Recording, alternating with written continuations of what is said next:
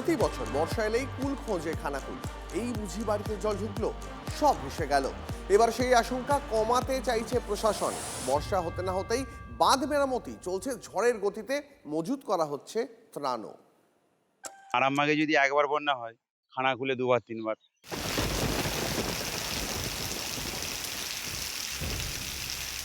এ যেন বিপদের পদধ্বনি।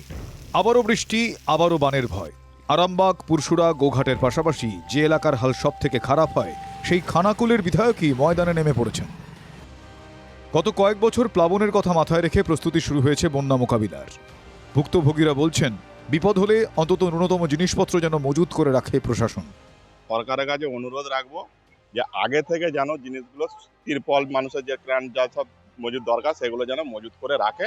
ঘর বাড়ি ত্রাণ যা কিছু ক্ষয়ক্ষতি হোক সেগুলো যেন সাহায্য করে সরকার। ডুবে যাওয়ার পর গিয়ে যাবে সে মানুষকে, তার আগে থেকে ব্যবস্থা নিলে খুব ভালো হয়।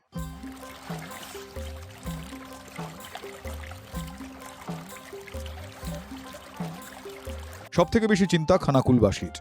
এখানে যে দিকে দিকে বালির বাঁধ, মুন্ডেশ্বরীর বাঁধের হাল ভালো নয়। আরামবাগের আসনপুর, দর্জিপোতা, পুরশুরার কাদিপুর এবং খানাকুলের 24পুর ও বড়দিগরুই জল অল্প স্বল্প বাড়ায় কানামুন্ডেশ্বরী লাগোয়া খানাকুলের উবিদপুর, গোবিন্দপুর এবং আরামবাগের চন্দ্রবান এলাকায় দুশ্চিন্তা রয়ে গিয়েছে।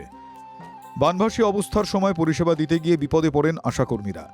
কোথাও ডিঙি থাকে না। নতুন সরকার তৈরির পর জনপ্রতিনিধিদের তৎপরতায় তারা অনেকটাই চিন্তামুক্ত। স্বাস্থ্যক্ষেত্রের জন্য যে প্রয়োজনীয় জিনিস, পর্যাপ্ত মেডিসিন এবং পর্যাপ্ত ওআরএস এবং পর্যাপ্ত ব্লিচিং পাউডার, এগুলো যেন আমাদের কাছে অবশ্যই সরকারের পক্ষ থেকে সরবরাহ করা হয়। আরামবাগ মহকুমায় নদী বাঁধ মেরামতির কাজ চলছে জোরকদমে।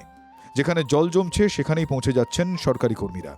নতুন সরকারের পদক্ষেপ, বিভিন্ন পঞ্চায়েত থেকে বিভিন্ন ব্লক অফিস, সব জায়গাতেই কিন্তু ত্রাণ মজুদ করা হচ্ছে। খাদ্যশস্য স্টক করার কথা বলেছে, কিছু স্পিড বোর্ড এগুলো দেখা হয়েছে। বন্যাকে নিয়ন্ত্রণ করতে হবে। খানাকুল সহ আরামবাগ, গোঘাট, পুরশুরা, আরামবাগ সাব ডিভিশনকে বাঁচাতে হবে।